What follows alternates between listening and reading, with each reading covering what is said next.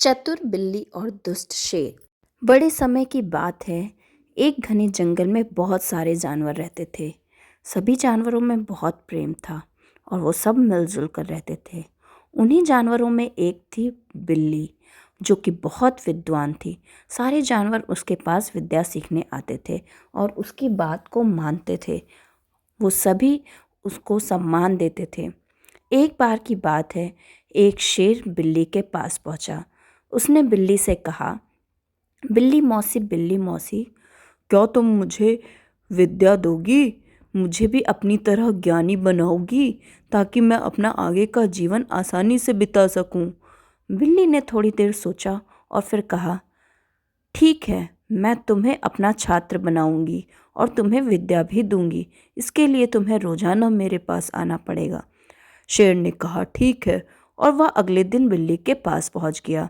बिल्ली ने उसे प्रतिदिन नई नई विद्याएं सिखाना शुरू किया और उसे हर तरह के हुनर सिखाए। कुछ ही दिनों में शेर सभी विद्याएं सीख गया और बहुत होशियार हो गया।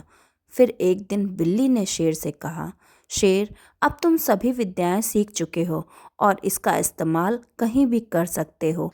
यह सुनकर शेर दहाड़ मारकर हंसने लगा। शेर बोला, अरे वाह, तो फिर तुम्हारे ऊपर से ही शुरुआत क्यों ना करूं? और वह शेर पर झपट्टा मारकर उसका पीछा करने लगा।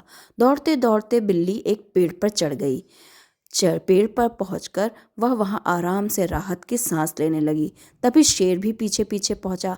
उसने कहा, तुमने मुझे ये हुनर क्यों नहीं सिखाया? तुमने मुझे पेड़ पर चढ़ना तो सिखाया ही नहीं। बिल्ली बोली, हाँ, क्योंकि मैं जानती थी कि आगे चलकर तुम मेरे लिए खतरा बन सकते हो। इसीलिए मैंने तुम्हें पेड़ पर चढ़ने का हुनर नहीं सिखाया।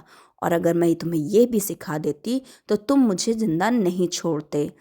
शेर बहुत पछताया और लेकिन वह कुछ कर भी नहीं सकता था और वह वहां से वापस चला गया और बिल्ली की जान बच गई। इसीलिए कहते हैं कि कभी भी किसी पर आंखें मूंद कर भरोसा नहीं करना चाहिए।